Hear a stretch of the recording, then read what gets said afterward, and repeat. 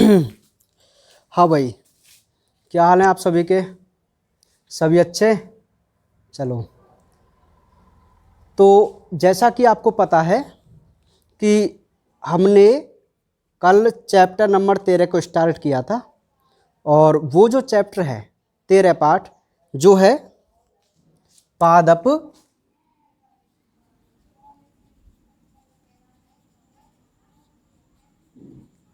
वृद्धि। क्या है भाई? पादप वृद्धि, जिसको हम प्लांट ग्रोथ बोल के चलते हैं। ठीक है, ये हमारा चैप्टर था, है ना। अब जो ये पादप वृद्धि है, इसमें हमने कल कुछ बेसिक बातें देखी।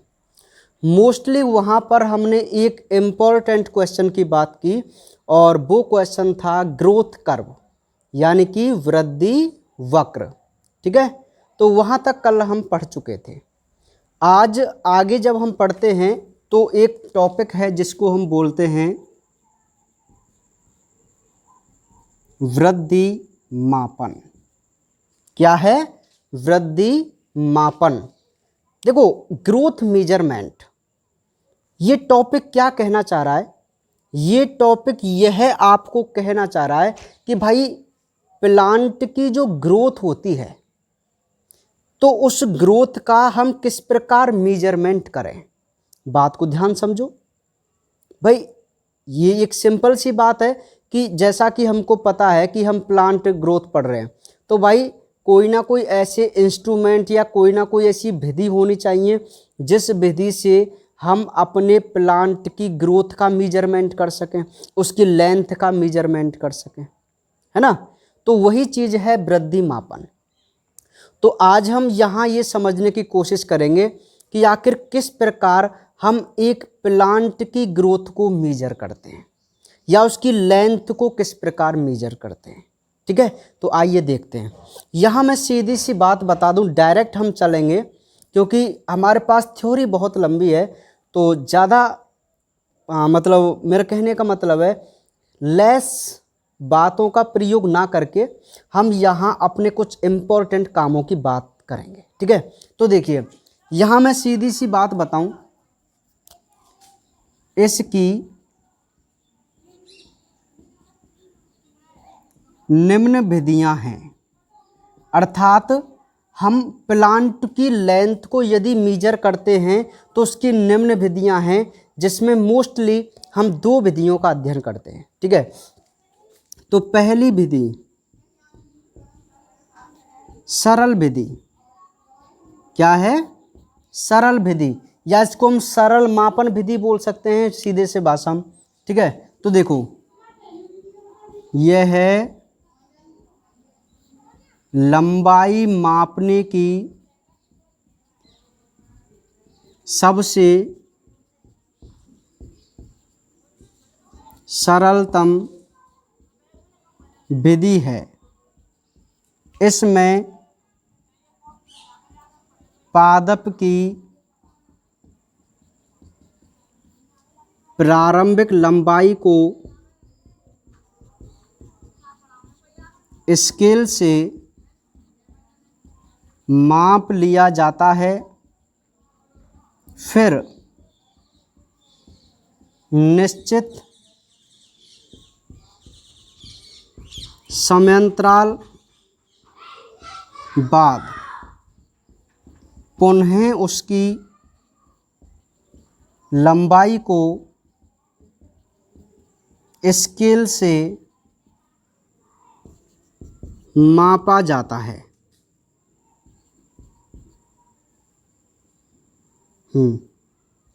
लंबाई में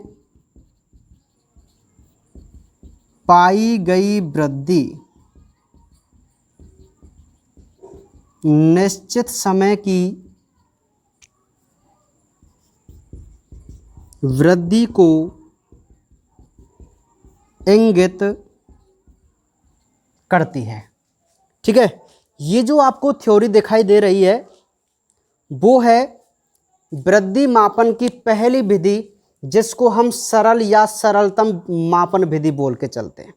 ये मतलब इजी मेथड, जिसको जनरली सभी कर सकते हैं। तो ध्यान से समझो आप, हम कैसे करेंगे।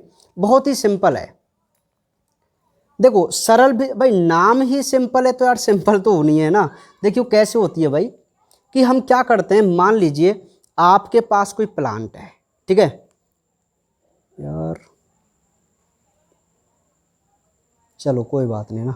देखो मैं वो देख रहा था, वो जड़, वो मैंने आपसे बोला था ना राइजोबियम दिखाऊंगा मैं ना, मैं उसको तोड़ के ले आया, फिर वो रह गई है ना। चलो कोई बात नहीं, दिखा दूंगा ना। चलो देखिए, सरलतम या सरल विधि में हम क्या करते हैं कि हमारे पास कोई भी प्लांट है, मान लीजिए, जनरली हम घर पे इस विधि का प्रयोग कर सकते हैं ना। हमारे पास एक प्लांट है, ये प्लांट है भाई, देखिए, और ये प्लांट था, और इस प्लांट को आज हमने इवनिंग में इसकी लेंथ को नोट किया, और इसकी लेंथ थी 5.3 सेंटीमीटर, ठीक है, 5.3 सेंटीमीटर थी। चलो फुट में मान लो यार, इतना मान लो, ये इतना फिट का है, ठीक है, 5.3 फिट का, तो ये 3 क्या है, सेंटीमीटर है ना। चलो 5.3 था। अब ये जो प्लांट था, अच्छा एक बात मुझे बताओ, ये आपके सामने कोई प्लांट है यार, आप स्केल से ले रहे हैं तो छोटा ले लीजिए ना, चलो ये मात्र सेंटीमीटर है, ठीक है। अब तो काम चल जाएगा, स्केल से आप माप सकते हैं, अपने नॉर्मल स्केल की बात कर रहा हूँ, वहाँ तो बड़ा स्केल काम में लेते हैं हम, ऐसे मत समझ लेना आप जो छोटा सा फुटा आता है ना, उससे नहीं। तो ये जो प्लांट था उसको हमने इवनिंग में नोट किया, तो उसकी लेंथ थी 5.3 सेंटीमीटर, है ना। तो ये आपने क्या किया कि प्लांट की प्रारंभिक लंबाई को स्केल से माप लिया, ठीक है।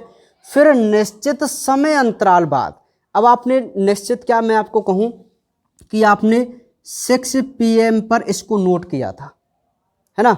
अब आप 6 AM अर्ली मॉर्निंग 6 AM मतलब अगले दिन, मतलब 12 घंटे बाद आपने फिर इस पे स्केल लगाया, है ना।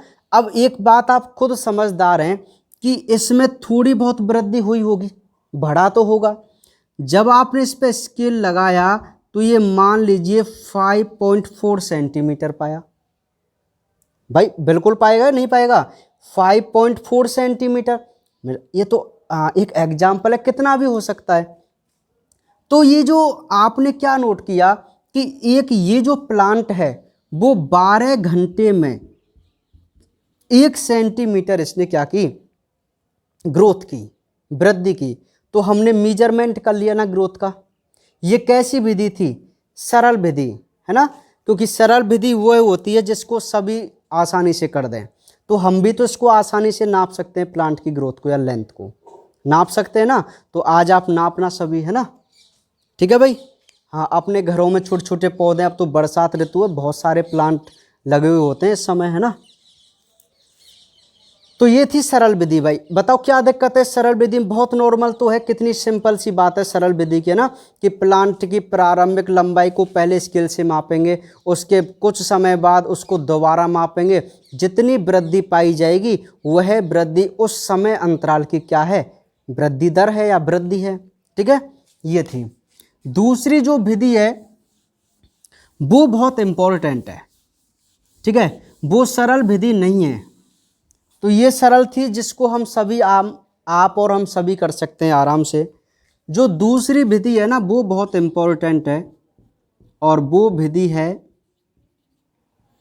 रेखीय विधि। कौन सी है, रेखीय विधि, ठीक है। तो सामान्यतः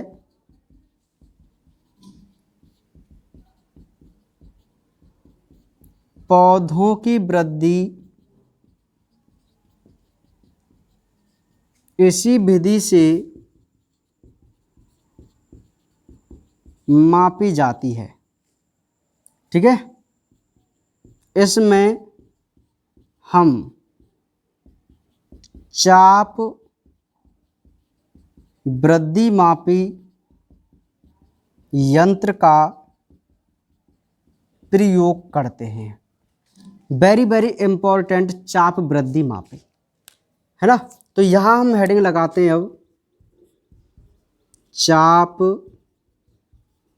वृद्धि मापी जिसको बोला जाता है आर्क ऑक्जेनोमीटर।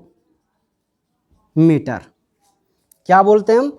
आर्क ऑक्जेनोमीटर या आर्क ऑक्सेनोमीटर। ठीक है, ध्यान से मेरी बात को समझो। प्लांट की लेंथ को मीजर करने के लिए हम जो दूसरी विधि का प्रयोग करते हैं, जो हमारे लिए बोर्ड एग्जाम की दृष्टि से भी इम्पोर्टेंट है, वो विधि है रेखीय विधि। कौन सी विधि है? रेखीय विधि। तो वो ये कहता है कि प्लांट की लेंथ का या ग्रोथ का जो हम मेजरमेंट करते हैं ना, वो जनरली इसी विधि से करते हैं। ठीक है, और इस विधि में एक यंत्र का प्रयोग हम करते हैं रेखीय विधि में, और उस यंत्र का नाम है चाप वृद्धि मापी यानी कि आर्क ऑक्जेनोमीटर। ठीक है, आर्क ऑक्जेनोमीटर, ये ARCU लिख सकते हैं आप, कोई दिक्कत वाली बात नहीं है ना, आर्क ऑक्जेनोमीटर। तो अब आर्क ऑक्जेनोमीटर क्या होता है, किस प्रकार ये प्लांट की ग्रोथ को मेजर करता है, यही बात हमें समझ के चलनी है। बहुत इंपॉर्टेंट है ये टॉपिक, चाप वृद्धि मापी।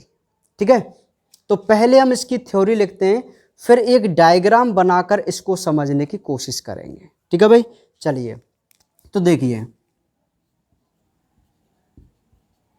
इसमें एक ऊर्ध्व स्टैंड होता है जिस पर घिर्री, जिसको पुली कहते हैं, घिर्री लगी होती है।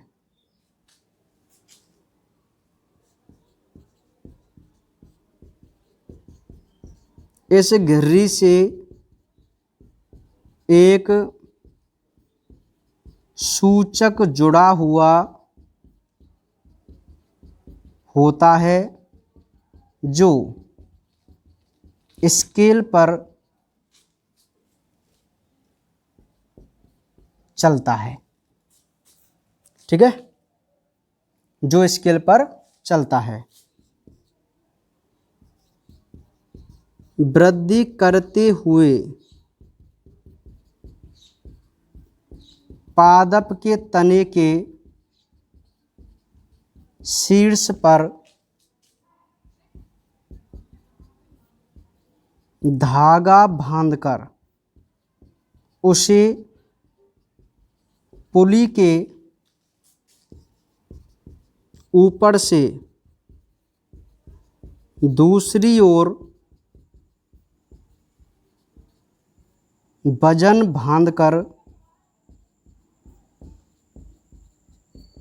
लटका देते हैं। नेक्स्ट, तना जब वृद्धि करता है तो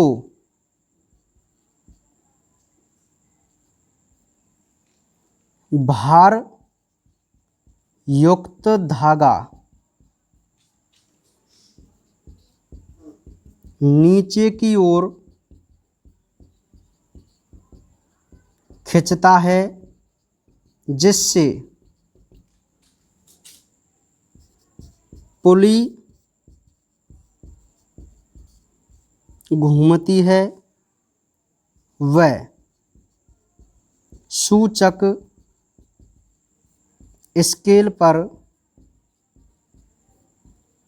चलता है, जिससे पादप वृद्धि का मापन होता है। ठीक है, यहाँ तक आपको दिखाई दे रहा है। चलिए, तो ये जो बात है, ये जो थ्योरी आपके सामने है, वह है कि आखिर किस प्रकार एक आर्क ऑक्जेनोमीटर से हम प्लांट की ग्रोथ का मेजरमेंट कर सकते हैं।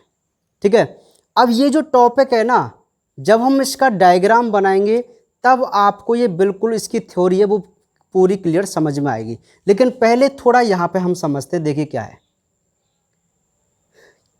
इसमें एक ऊर्ध्व स्टैंड होता है, वृद्धि चाप मापी की बात चल रही है, तो पहले उसकी हम संरचना या हम प्लांट की ग्रोथ को मेजर करने के लिए क्या अरेंजमेंट करते हैं वो हम यहाँ पे पढ़ रहे हैं। देखो, एक स्टैंड है और उस स्टैंड पे एक घिर्री पुली, घिर्री में आपको बता दूं पुराने टाइम के जो कुएं होते हैं और उन कुएं पर कुछ तो अभी भी जानते होंगे, देखा भी होगा, तो वहाँ रस्सी बंधी हुई रहती है, एक गोल गोल पहिया होता है, उससे रस्सी को ऐसे खींचते हैं। देखिए ना, पुली, पुली का मतलब है यार घूमने वाला एक पहिया, ठीक है। हाँ, सभी जानते हैं आप, घिर्री लगी होती है और इस घिर्री से एक जुड़ा हुआ होता है सूचक। एक मतलब ये मैं कहूँ कि एक छोटी सी छड़, घड़ी जैसी छड़, घड़ी की सुइयाँ होती है ना, इस प्रकार का एक सूचक किससे जुड़ा हुआ है? पुली से। याद रखो आप, पुली किस पे लगी हुई है? स्टैंड पर। और इस पुली से कौन जुड़ा हुआ है? एक सूचक, इंडिकेटर। और ये इंडिकेटर जो होता है, सूचक जो होता है, वो किस पे चलता है? स्केल पर, पैमाने पर। पैमाना वही है जिससे आप अंदाज लगाएंगे कि हमारे प्लांट ने कितनी ग्रोथ की है, ठीक है। अब हम क्या करते हैं, ये तो एक व्यवस्था हो गई, दूसरी व्यवस्था करते हैं हम पेड़ के साथ, प्लांट के साथ। तो एक हम ऐसा प्लांट लेते हैं जो वृद्धि कर रहा होता है, तो उसके तने के शीर्ष पर हम एक धागा बांध देते हैं और उस धागे को पुली के, जैसे मैं डायग्राम में बताऊंगा, ये प्लांट है, ये प्लांट है, ठीक है, ये प्लांट, और यहाँ पर एक घिर्री लगी हुई है, तो यहाँ से धागे को ऐसे बांधकर ऐसे ले जाएंगे दूसरी तरफ, और दूसरी तरफ क्या लटका देंगे? उसमें कोई वजनदार चीज, ठीक है। तो ये हमने अरेंजमेंट कर लिया। अब क्या देखते हैं, जैसे ही पेड़ वृद्धि करेगा तो जो वजन वाला धागा है वो नीचे की ओर खींचेगा, जिससे कौन घूमेगी? पुली। और सूचक, भाई यदि पुली घूम गई तो सूचक भी घूमेगा, और सूचक किस पे घूमेगा? स्केल पे, जिससे पादप वृद्धि का क्या होगा? मापन होगा। अच्छा, मैं आपको पहले ही बता दूं, आप वीडियो से नोट्स मत बनाया करें, ठीक है। आपके लिए पीडीएफ व्यवस्था है, समझ रहे? पीडीएफ आपके लिए डाल दी जाती है। हाँ, मैं आपसे कह रहा हूँ ना, देखो पीडीएफ बनाने में क्या है, थोड़ा टाइम लगता है ना, समझ रहे? हाँ, तो थोड़ी लेट हो जाए, 1 या 2 दिन ही होती है लास्ट, ज़्यादा नहीं होती, ठीक है भाई। थोड़े बिजी भी रहते हैं आप, इतना समझदार है ना, समझ रहे हैं? हाँ, तो आप वहीं से इसको कर लिया करें। बाकी आप सभी के पास बुक वगैरह हैं, है ना, और यहाँ मैं थोड़ी थ्योरी लिखाता ही हूँ, तो यहाँ से अच्छा समझ में आ जाता है, कोई दिक्कत वाली बात नहीं। इसीलिए तो मैं आपको थ्योरी लिखा के चलता हूँ, ताकि क्यों लिखाता हूँ मैं थ्योरी? क्योंकि थ्योरी के अकॉर्डिंग आपको जो शब्द हैं वो अच्छी तरीके से समझ में आ जाते हैं, ठीक है। हाँ, चलिए, क्योंकि ये कंसेप्चुअल तो है नहीं, तो ये बात हो गई। अब हम एक इसका डायग्राम बनाते हैं, और उस डायग्राम से ना आप 1 मिनट में इसको समझ जाएंगे कि आखिर कैसे और ये क्या व्यवस्था होती है, ठीक है।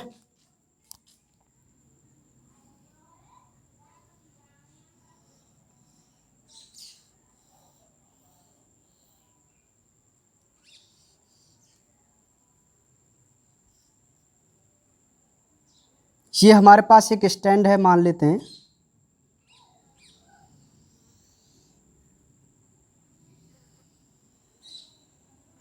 एक ऊर्ध्व स्टैंड है, ठीक है।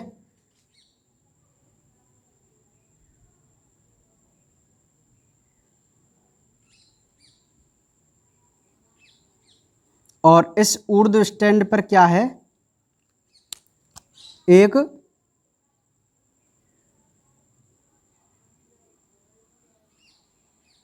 इस प्रकार की घिर्री लगी हुई है, ठीक है। ये है पुली, घिर्री जिसको बोलते हैं। अब होता क्या है, इस घिर्री से मान लीजिए यहां पर एक सूचक लगा हुआ है ना, सूचक।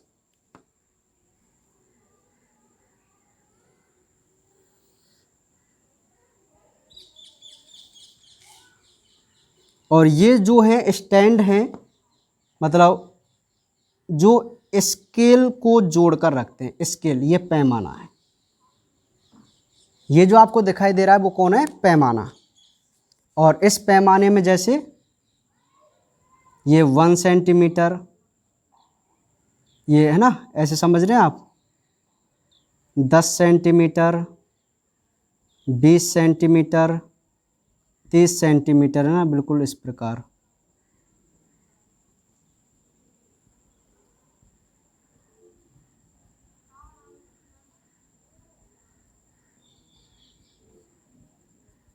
है ना, ये पैमाना बन गया।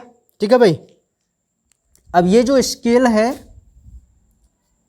वो प्रारंभ में मान लीजिए इस प्रकार था 10 सेंटीमीटर पर। क्लियर है बात, है ना। अब देखो, अब यहाँ पे हम लेते हैं एक प्लांट। ध्यान से आप मेरी बात को समझो ना। यह है एक गमला और इस गमले में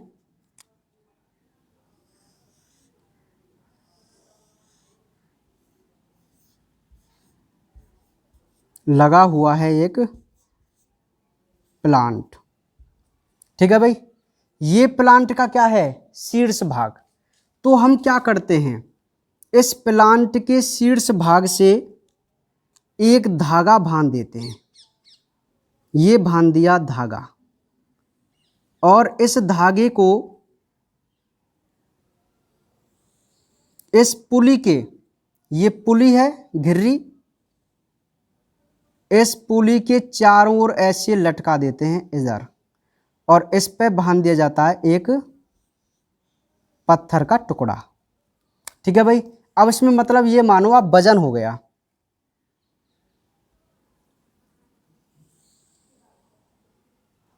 क्या हो गया इसमें?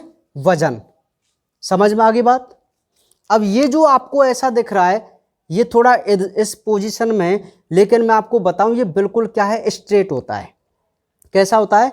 बिल्कुल स्ट्रेट होता है, सीधा होता है ना। यदि मैं प्लांट को यहाँ पे बना दूं, थोड़ी घिर्री इधर बना दूं, तो ये बिल्कुल स्ट्रेट आ जाएगा, है ना। ऐसे ही बनाए क्या? समझ लेना यार, क्या दिक्कत है? कोई दिक्कत वाली बात नहीं है ना, नॉर्मल सी बात है। चलो देखिए, अब ये जो हमने अरेंजमेंट किया है वो एक आर्क ऑक्जेनोमीटर का है। कैसे है भाई आर्क ऑक्जेनोमीटर? यह एक ऊर्ध्व स्टैंड है, मतलब सीधा खड़ा हुआ। इस स्टैंड पर एक पुली लगी हुई है ना, और इस पुली से जुड़ा हुआ है सूचक, जुड़ा हुआ है भाई, क्लियर सी बात है। दूसरी ओर हमने क्या किया, ये सूचक किस पे चलता है? पैमाने पर, स्केल पर। दूसरी ओर हमने क्या किया, एक वृद्धि करता हुआ प्लांट लिया, और इस प्लांट के ऊपर के शीर्ष भाग से एक धागा ऐसे लेकर इस घिर्री के चारों ओर ऐसे लटका दिया दूसरी ओर, और इससे बांध दिया पत्थर। इसमें वजन हो गया। अब प्रेजेंट पोजीशन में ये जो पत्थर है या ये धागा है बिल्कुल टाइट है, बिल्कुल टाइट, कहीं भी इसमें मोड़ नहीं है। यहां तक समझ में आ गया। अब देखो, मान लीजिए इस प्लांट का शीर्ष जो कि यहां पे था, है ना, इवनिंग के टाइम, नाइट में कुछ तो वृद्धि करेगा। अब ये नहीं पता कितनी करेगा, और उस समय हमारा जो स्केल था वो 10 सेंटीमीटर पर लगा हुआ था, हमने फिक्स करके इवनिंग को छोड़ा था। अब देखो, मान लीजिए इस शीर्ष ने इतनी वृद्धि की, मैं ब्लैक पेन से इसको शो करूं, स्टार्टिंग यहां पे था। अब इस प्लांट ने इतनी वृद्धि की नाइट में। ठीक है। अब बात को समझना, ये जो धागा था वो पहले यहां पे बंधा हुआ था इस शीर्ष वाले भाग से, लेकिन नाइट में जब इसने इतनी वृद्धि की, इतनी वृद्धि, तो बताओ ये जो धागा है वो थोड़ा ऊपर की तरफ जाएगा, मतलब ढीला होगा, और यहाँ हमने क्या कर रखा है, यहाँ हमने दूसरे सिरे पर वजन लटका रखा है। ठीक है। तो उस वजन की वजह, अच्छा ये वजन तो हमेशा इस धागे को अपनी ओर खींच कर रखेगा, है ना, और ये धागा किस पर सेट है, पुली पर, घिर्री पर, जो कि घूमने का कार्य करती है ना, ये जुड़ा हुआ है पुली से। अब जैसे इस प्लांट ने यहाँ से इतनी ग्रोथ की तो ये धागा नीचे की तरफ खींचेगा कि नहीं खींचेगा, ये कितनी नॉर्मल बात है, ठीक है। तो जैसे ही ये नीचे की तरफ खींचेगा ये पुली घूमेगी। बात समझो आप मेरी को, ये पुली घूमेगी, और ये पुली जब घूमेगी तो मैं आपको बता दूं, जब ये पुली यहाँ थी इस साइड में, तो इतनी अगर ये घूम गई यहाँ तक, क्योंकि इतनी वृद्धि है, तो आपका जो स्केल है वो मान लीजिए बाई चांस यहाँ पर आ गया, एक सपोज ही कर रहे हैं हम, यहाँ पे आ गया है ना, कहाँ पे आ गया, यहाँ पर। कितना भी आ सकता है, हम चाहे 5 सेंटीमीटर करें, कोई भी, हम तो एक एग्जाम्पल देख रहे हैं, ठीक है। तो देखो समझ रहे ना आप मेरी बात को, यदि ये पुली घूमेगी तो ये सूचक घूमेगा कि नहीं घूमेगा, ये बताओ आप। तो घूमेगा ना, फिक्स है ना। तो मान लीजिए ये 10 सेंटीमीटर हमने फिक्स किया था और इसको 40 सेंटीमीटर पर देखा गया, तो आप क्या बोलेंगे कि निश्चित समय अंतराल में इस प्लांट ने 30 सेंटीमीटर की क्या की है, वृद्धि की है। अर्थात इस प्लांट की कुछ समय बाद, अब चाहे हम इसको कहीं भी कभी भी देखें, 7 दिन बाद, 1 महीने बाद, जब भी कभी है ना, तो इतने उक्त मान लीजिए 30 दिन का हमने टाइम लिया, तो 30 दिन में इस प्लांट ने जो वृद्धि की वो कितने की भैया, 30 सेंटीमीटर की। समझ में आ गई बात। तो इस प्रकार हम आर्क ऑक्जेनोमीटर से अपने प्लांट की लेंथ का क्या करते हैं, मेजरमेंट करते हैं। समझ में आई कि नहीं आई बात, ठीक है। बहुत सिंपल है, एक बार आप देख लो इसको, आराम से दिमाग में सेट कर लो। क्लियर है, ठीक है, समझ में आ गया। अब इसका जो डायग्राम है वो आपको अपनी बुक के अकॉर्डिंग बना लेना है, या पीडीएफ में बना हुआ है ना। उसमें सिंपली क्या है, देखो मैंने समझाने के लिए आपको यहाँ इस प्रकार इसको किया है ना, आप इस स्टैंड से इसको ऐसे जोड़ देना और ये जो पुली है वो आपकी यहाँ पे आ जाएगी, ठीक है। लेकिन मैंने थोड़ा टाइम की वजह से उसको एडजस्ट नहीं किया, समझ रहे आप मेरी बात को। तो आपको समझने के लिए मैंने इस प्रकार के इस डायग्राम को बनाया ताकि आप आराम से इसको समझ जाएं, ठीक है भाई। हाँ, बाकी इसका जो डायग्राम आपको बनाना है वो बुक के अकॉर्डिंग। अच्छा, बुक के अकॉर्डिंग क्या है, इसमें कुछ थोड़ी है भाई, ये जो सिस्टम है आपका, देखो ये वाला,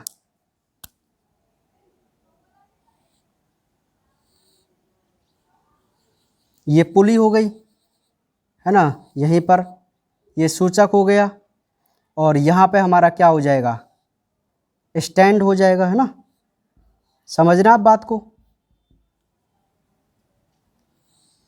इस प्रकार है ना। तो आप कैसे भी इस डायग्राम को बना लो, दोनों ही प्रकार के सही है ना। चलिए, तो समझ गए आप कि आखिर वृद्धि मापी द्वारा या आर्क ऑक्जेनोमीटर द्वारा किस प्रकार हम एक प्लांट की लेंथ का मेजरमेंट करते हैं, ठीक है भाई। तो ये थी हमारी वृद्धि मापन विधि, जिसमें हमने सरल विधि और ऑक्जेनोमीटर विधि की बात की। तो आप समझ गए ना आखिर प्लांटों का जो लेंथ का मेजरमेंट है वो किस प्रकार किया जाता है। बिल्कुल इसी प्रकार किया जाता है सभी प्लांटों की लेंथ का मेजरमेंट, ठीक है। अब नेक्स्ट हेडिंग है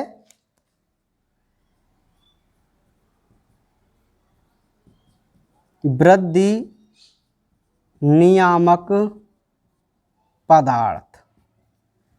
वृद्धि नियामक पदार्थ, अब ये क्या है भाई। अब यहाँ से हमारे मुख्य चैप्टर की क्या होती है, शुरुआत होती है, क्योंकि हम जिस चीज़ को पढ़ना चाह रहे हैं इस चैप्टर के अंतर्गत वो है हार्मोन, प्लांट हार्मोन, ठीक है। तो अब हमारा वो है टॉपिक यहाँ स्टार्ट हो चुका है, और उस टॉपिक का नाम है वृद्धि नियामक पदार्थ। नियामक होते हैं कंट्रोलर, यानी किसी भी चीज़ को कंट्रोल या नियंत्रित करने वाले, ठीक है। अब कौन किसको नियंत्रित करने वाले पदार्थ हम पढ़ेंगे, ग्रोथ को नियंत्रित करने वाले पदार्थ हम पढ़ेंगे, ठीक है। समझ रहे। तो पहले देखते हैं इनकी डेफिनेशन हमको दी गई है वो क्या है। ऐसे पदार्थ जिनका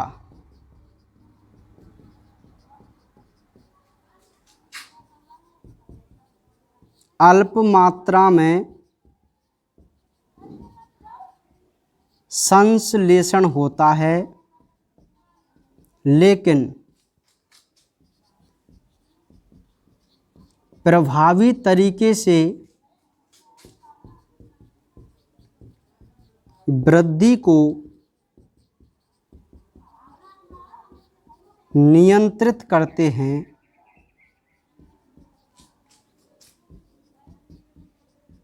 वृद्धि नियामक पदार्थ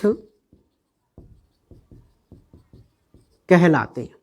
ठीक है, आप याद रखना, ये डेफिनेशन हमें याद रखनी चाहिए कि आखिर वृद्धि नियामक पदार्थ की डेफिनेशन क्या होती है। तो एक सिंपल डेफिनेशन होती है कि ऐसे पदार्थ जिनका संश्लेषण न के बराबर हो। मैं बता रहा हूं आपको कि जो हार्मोन होते हैं ना वो बहुत कम मात्रा में बनते हैं, लेकिन है ना, तो जिनका अल्प मात्रा में संश्लेषण हो लेकिन प्रभावी तरीके से प्लांट की वृद्धि को कंट्रोल करें, तो हम ऐसे पदार्थों को क्या बोलते हैं? ग्रोथ कंट्रोलर सब्सटेंस बोलते हैं, वृद्धि नियामक पदार्थ बोलते हैं। ठीक है, तो वृद्धि नियामक पदार्थ की परिभाषा आपको याद रह जाएगी, कोई दिक्कत वाली नहीं है, बहुत सिंपल है। ऐसे पदार्थ जिनका अल्प मात्रा में संश्लेषण हो लेकिन वो वृद्धि को प्रभावी तरीके से नियंत्रित करें, उन्हें हम वृद्धि नियामक पदार्थ बोलते हैं। ठीक है, ये सिंपल सी बात है। अब यहाँ पर ये वृद्धि नियामक पदार्थ की तो परिभाषा हो गई। अब यहाँ पर कुछ हिस्ट्री के पॉइंट हैं, इसके हार्मोनों के कुछ हिस्ट्री के पॉइंट हैं जो बोर्ड एग्जाम की दृष्टि से इम्पोर्टेंट नहीं है लेकिन नीट के पॉइंट ऑफ व्यू से इम्पोर्टेंट है। कुछ वैज्ञानिक हैं, उनको हम पढ़ते हैं। तो देखिए, पादप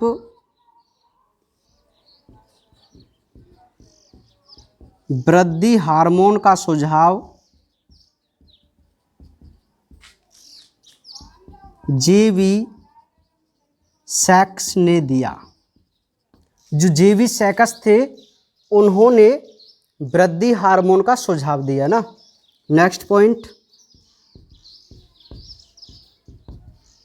स्टर्लिंग ने हार्मोन शब्द का प्रयोग किया। नेक्स्ट, थेमेन ने प्लांट हार्मोन को फाइटो हार्मोन कहा। ठीक है, तो ये तीन कुछ हिस्ट्री के पॉइंट यहाँ पे हैं। वो क्या है हमें याद रखने हैं कि भाई सबसे पहले पादप वृद्धि हार्मोन का जो सुझाव दिया था वो वैज्ञानिक थे जेवी सैकस। ठीक है, उन्होंने सुझाव दिया कि भाई प्लांटों में वृद्धि हार्मोन होते हैं। ठीक है, तो स्टर्लिंग नाम के वैज्ञानिक थे, उन्होंने सबसे पहले हार्मोन शब्द का प्रयोग किया। मतलब ये जो रासायनिक पदार्थ थे ना उनको हार्मोन कहा किसने? स्टर्लिंग ने। और थेमेन ने केवल प्लांट हार्मोनों के लिए एक शब्द दिया जिसको हम फाइटो हार्मोन कहते हैं। मनुष्य के लिए नहीं दिया, ये प्लांटों के लिए दिया जिसको हम क्या बोलते हैं? फाइटो हार्मोन बोलते हैं। ठीक है, तो ये तीन हिस्ट्री के पॉइंट, ये वृद्धि नियामक पदार्थ की परिभाषा। ठीक है, और यहाँ पर कुछ एक और डेफिनेशन है ना, और वो है डेफिनेशन हार्मोन की। किसकी? हार्मोन की। तो वो भी आप समझ के चलना भाई। Hormone, hormone. ठीक है,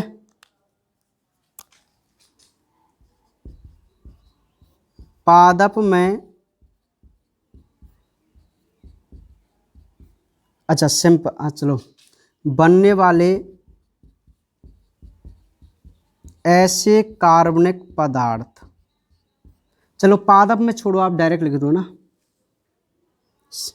ऐसे कार्बनिक पदार्थ जो पादप के किसी एक भाग में निर्मित होते हैं और अन्य भागों में स्थानांतरित होकर वृद्धि को नियंत्रित करते हैं, हार्मोन कहलाते हैं। ठीक है, ये जो डेफिनेशन आपको दिखाई दे रही है वो किसकी डेफिनेशन है? एक हार्मोन की डेफिनेशन है। किसकी डेफिनेशन है भाई? हार्मोन की। तो आप ध्यान से समझो क्या है भाई हार्मोन। देखिए, एक हार्मोन की डेफिनेशन जो दी वो थेमेन ने ही दी, और ये कहते हैं कि ऐसे कार्बनिक पदार्थ, क्योंकि हार्मोन है तो प्रोटीन्स के बने होते हैं, है ना, तो ये प्रोटीन, वसा, कार्बोहाइड्रेट सभी कार्बनिक पदार्थ हैं, और जितने भी मिनरल्स होते हैं, गैसेज होती हैं, वो सभी अकार्बनिक पदार्थ होते हैं। आप सब मतलब मोस्टली मिनरल्स हमारे सभी अकार्बनिक पदार्थ होते हैं, आप सभी को पता है। तो देखिए, ऐसे कार्बनिक पदार्थ जो पादप के किसी एक भाग में बने, मान लीजिए कहीं भी इनका संश्लेषण हुआ एक भाग में। अब ये एक भाग क्यों कह रहा है? क्योंकि ये हार्मोन एक जगह पर बनकर प्लांट के हर भाग में क्या होना है? इनका ट्रांसफर होना है, स्थानांतरण होना है। तो इसलिए वो एक भाग कह रहा है कि किसी एक भाग में निर्मित होकर अन्य भागों में स्थानांतरित होकर प्लांट की वृद्धि को कंट्रोल करते हैं, वो क्या कहलाते हैं? हार्मोन कहलाते हैं। क्या कहलाते हैं भाई? हार्मोन कहलाते हैं। समझ में आई बात? नहीं आई? तो ये जो यहाँ पे कुछ बेसिक हैं, क्योंकि अब यहाँ से यो मानो हमारा जो मोस्ट चैप्टर है वो यहाँ से स्टार्ट है, मोस्ट चैप्टर। क्योंकि ये जो वृद्धि नियामक पदार्थ है ना, उनका दूसरे शब्दों में नाम ही हार्मोन होता है ना, क्योंकि हार्मोन ही तो है वृद्धि नियामक पदार्थ।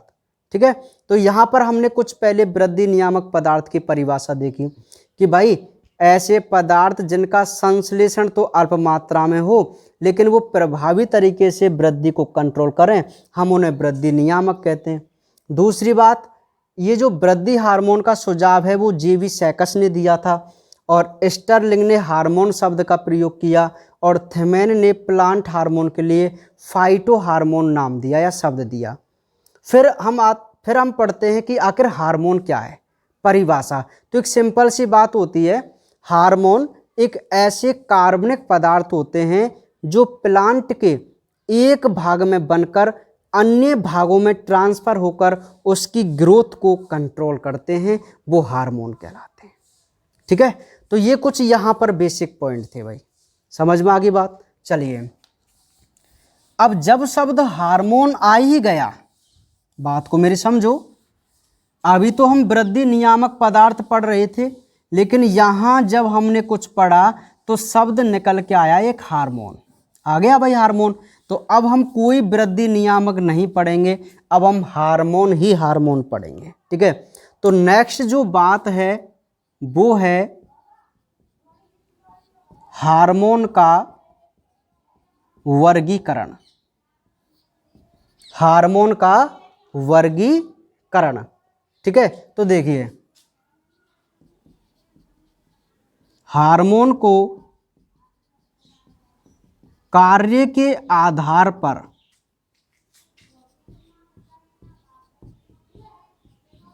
दो भागों में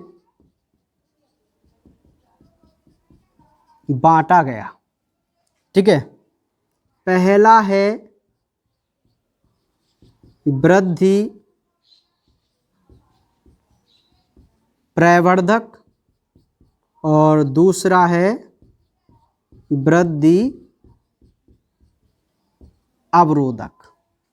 ध्यान पूर्वक आप मेरी बात को समझो, क्योंकि अब हम अपने चैप्टर के उस मोड़ पर आ गए हैं जहां हम अपने मोस्ट टॉपिकों के बारे में बात करने जा रहे हैं।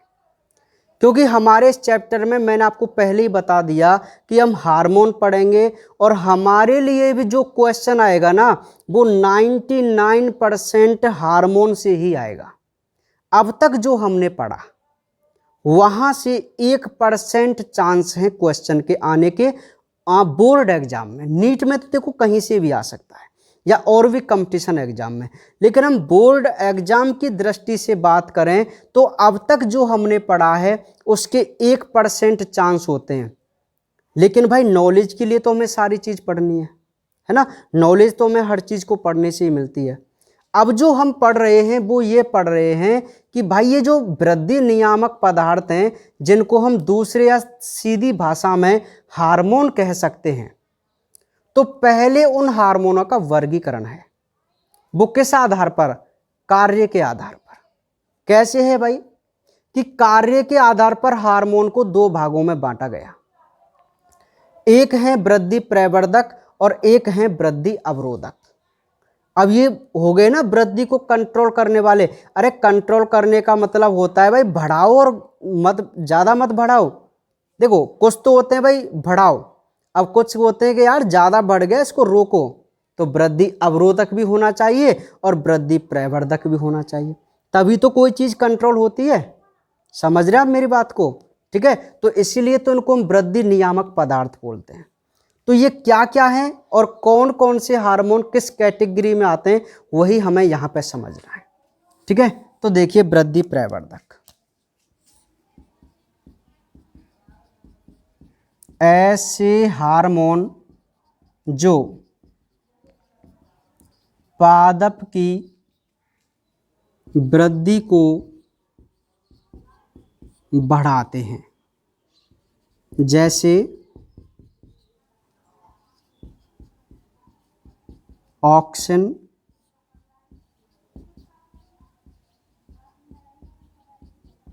जिब्रेलिन, साइटोकाइनिन,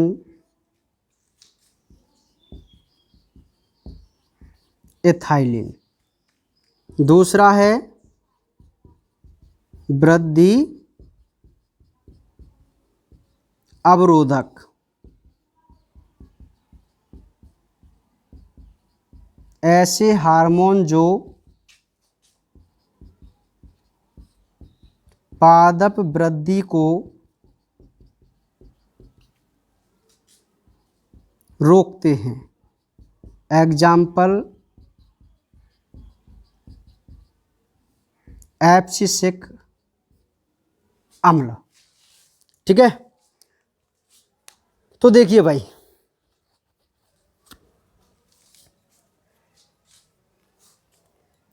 ध्यान से आप मेरी बात को समझो दोबारा कि हम हार्मोन का वर्गीकरण कर रहे हैं। ठीक है, हार्मोन का वर्गीकरण। तो हार्मोन के वर्गीकरण में हमने पहले क्या देखना है कि यदि हम इसके कार्य की बात करें हार्मोन की, तो प्लांटों में कार्य के आधार पर जो हार्मोन होते हैं उनकी दो कैटेगरी होती हैं।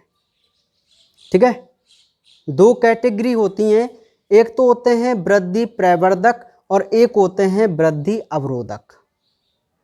ठीक है, तो वृद्धि प्रवर्धक जैसा कि नाम से पता चल रहा है वृद्धि को बढ़ाने वाले, और वृद्धि अवरोधक जैसा कि नाम से पता चल रहा है वृद्धि को घटाने वाले। ठीक है, लेकिन ये चीज़ तो हमारी हेडिंग से समझ में आ जाएंगी। हमें मोस्टली क्या याद रखना है?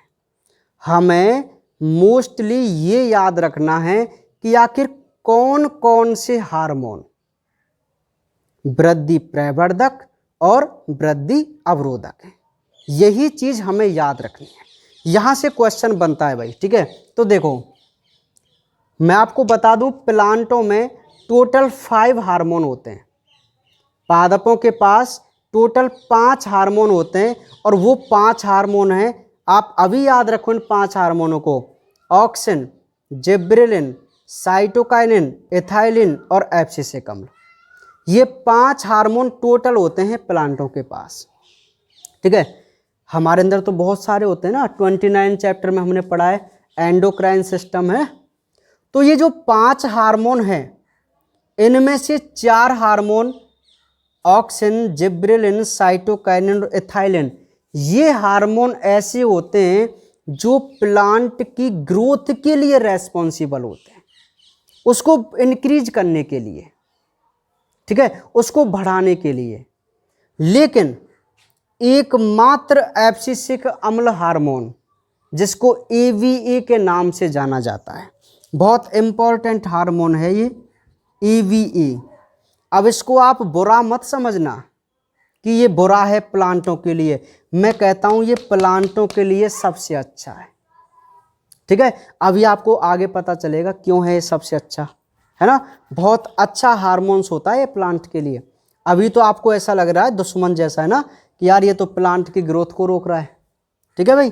तो भाई प्रकृति में सभी के अपने अपने काम है, प्रकृति की बनाई हुई कोई भी चीज बेकार नहीं है, समझ रहे ना, कोई भी चीज बेकार नहीं है जो प्रकृति ने बनाई है, सभी का अपना अलग अलग इंपॉर्टेंस होता है, आपका अलग महत्व होता है, जीवों का अलग महत्व होता है, समझ रहे। हाँ चलिए, तो ये बात समझ में आ गई। तो देखिए, ऑक्सिन, जिब्रेलिन, साइटोकाइनिन और इथाइलिन, ये 4 ऐसे हार्मोन होते हैं जो वृद्धि प्रवर्धक होते हैं, जबकि एकमात्र एब्सिसिक अम्ल ऐसा होता है, एक ऐसा हार्मोन होता है जो ग्रोथ इनहिबिटर होता है, वृद्धि को रोकने वाला होता है। समझ में आ गई मेरी बात, ठीक है। तो ये हार्मोन का क्लासिफिकेशन जो जनरली नॉर्मल है वो आपको समझ में आ गया, याद रह जाएगा, वृद्धि प्रवर्धक और वृद्धि अवरोधक, ठीक है। हाँ, अब देखो, अब यहां से आगे जो हम नेक्स्ट बात करने वाले हैं वो अपने क्या करेंगे अब, कि जो हमारे ये 5 हार्मोन है ना, अब क्रम से इन 5 हार्मोन के बारे में डिटेल से पढ़ते चलेंगे, ठीक है। 5 हार्मोन आपको दिखाई दे रहे हैं ना, इन 5 हार्मोन्स के बारे में अब हम डिटेल से अध्ययन करते हुए चलेंगे, ठीक है। तो यहीं से हमारे क्वेश्चन बनने के ज़्यादा चांस हैं। ये चैप्टर, ये जो 5 हार्मोन हैं, इनके कार्य, ये बिल्कुल आपको उसी प्रकार याद करने हैं जैसे आपने 8वां चैप्टर किया था। लेकिन डोंट वरी, घबराओ मत, 8वें चैप्टर से बहुत ज़्यादा सरल है ये चैप्टर, ठीक है। वहाँ आपको थोड़ा रटना था, रटना मतलब लर्न करना यहाँ भी है, लेकिन थोड़ा कम, है ना, ये आसानी से समझ में आ जाएगा। वहाँ आपको ज़्यादा प्रैक्टिस करनी थी चैप्टर नंबर 8 में। और एक बात और है, चैप्टर नंबर 8 से और चैप्टर नंबर 13 से वहाँ मिनरल्स, यहाँ हार्मोन, हर साल बोर्ड एग्जाम में क्वेश्चन आता है, ये भी फिक्स है, ठीक है, क्योंकि बहुत इंपॉर्टेंट चीज़ें हैं भाई। तो क्वेश्चन आना यहाँ से बिल्कुल फिक्स है, 101% आएगा। तो बहुत अच्छी तरीके से मैं आपको बता दूं कि आज इतना कंटेंट नहीं है, मैं आपको बता दूं, लेकिन कल की जो वीडियो है, कल की जो वीडियो है ना, वो क्या बोलेंगे, चलो डायरेक्ट बोल देता हूं, कंटेंट से भरी हुई है, ठीक है। कल की जो वीडियो आएगी ना, वो पूरा कंटेंट से भरी हुई है। एक बहुत अच्छा टॉपिक हम उसमें बात करेंगे और वो है ऑक्सिन हार्मोन। क्या है? Auxin hormone. ऑक्सिन हार्मोन के बारे में, जो कि प्लांट का सबसे मोस्ट वन हार्मोन होता है ऑक्सिन, उसके बारे में कल हम डिटेल से चर्चा करेंगे और बहुत ही इंटरेस्टिंग वीडियो है वो कल की होने वाली है, ठीक है। तो कल की वीडियो को आप मिस मत करना, ठीक है। बहुत ही इंटरेस्टिंग और इम्पोर्टेंट वीडियो है। वहाँ पे हम अपने मोस्ट वन सबसे पहले हार्मोन ऑक्सिन के बारे में बात करेंगे। समझ में आ रही मेरी बात? ठीक है। तो आज हम केवल इतना ही पढ़ेंगे, बाकी बातें करेंगे कल।